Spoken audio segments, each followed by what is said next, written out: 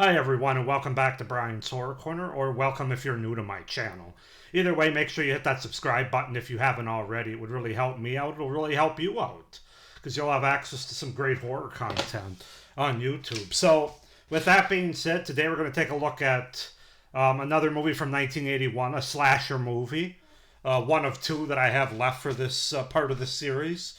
And that movie is from my Code Red, it's a Code Red DVD. I don't have a section for Code Red, but the movie is Nightmare from 1981.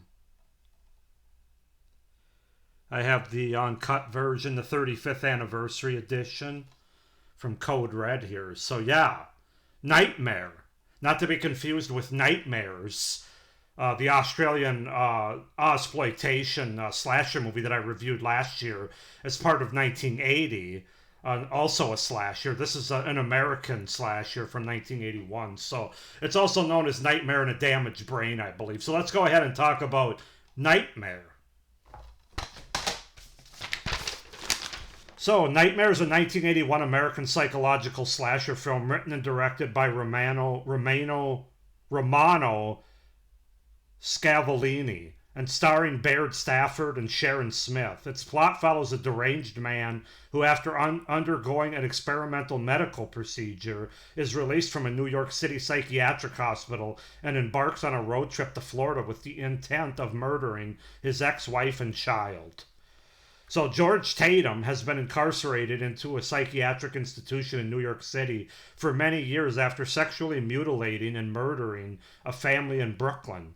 Diagnosed with a variety of disorders including schizophrenia, amnesia, and epilepsy, George undergoes an experimental procedure during his incarceration that reprograms his brain, reforming him into an upstanding citizen. However, he remains plagued by hazy nightmares of a violent incident from his childhood.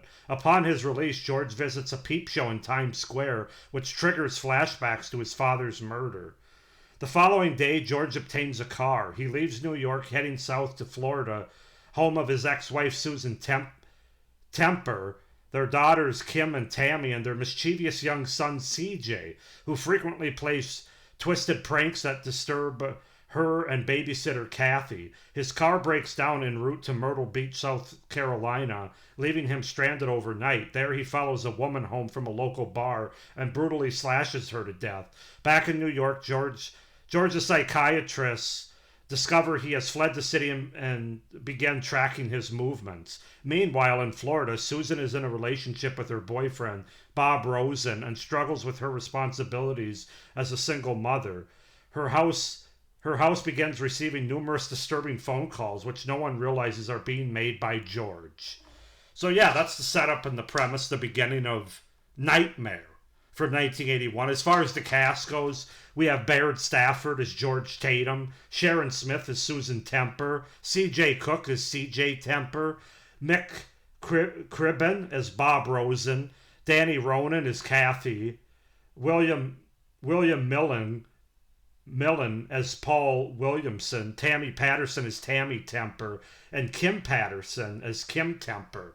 Apparently they didn't want these kids to confuse their stage name with their real names, so they just got to use their regular names. Interesting. So anyway, that's the setup, the premise, and the cast for the 1981 American slasher film Nightmare. I don't really have too much to say about this movie. It's just kind of another low-budget, early 80s slasher movie that doesn't really stand out. Other than the gore, it is very gory, which we'll get into here. But, yeah, I don't know.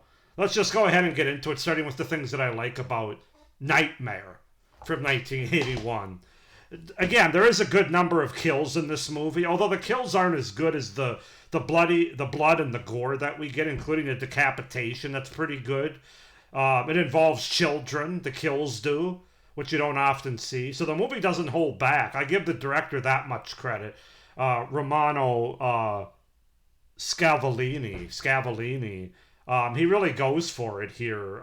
Very violent and mostly on-screen kills with good practical gore effects, especially considering the low-budget nature of this movie. And that's really the biggest pro that I can give this movie is if you're looking to put on something that's just very gory, The kills aren't necessarily overly unique. They're done with an axe. They're done with a knife. There's a slashing. There's a stabbing.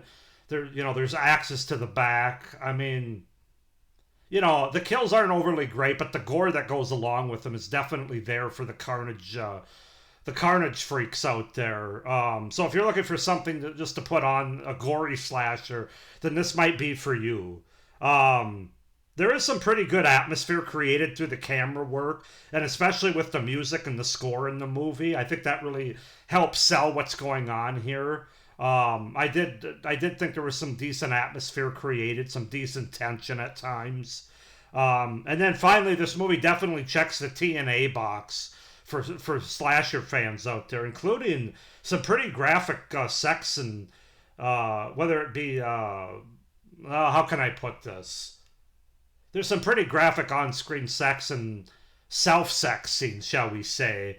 So again, if that's your thing, if you're looking for practically a pornography that has some horror elements into it or some slasher elements, then you'll probably want to check out this movie. And then my final pro, it does have that sort of sleazy late 70s, early 80s feel that a few movies do, like Maniac, New York Ripper, stuff like that. Now, this movie isn't as good as those.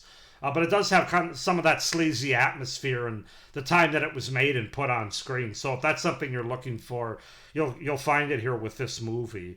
So those are my pros for Nightmare. As far as cons go, the character of CJ, the kid, who's kind of there's three kids, but he's really the one that gets all the screen time. I didn't really care for him at all. He's one of these kids that's a trickster. He's annoying. And really, I didn't think that well acted. Way too much focus on him, frankly, in the movie. And I can kind of understand why they focus on him, because there's a connection in the final scene right before the ending credits you're supposed to get a comparison between this kid and another kid from an earlier time. I just didn't care for this character, and frankly, I didn't care for many of the characters in this movie.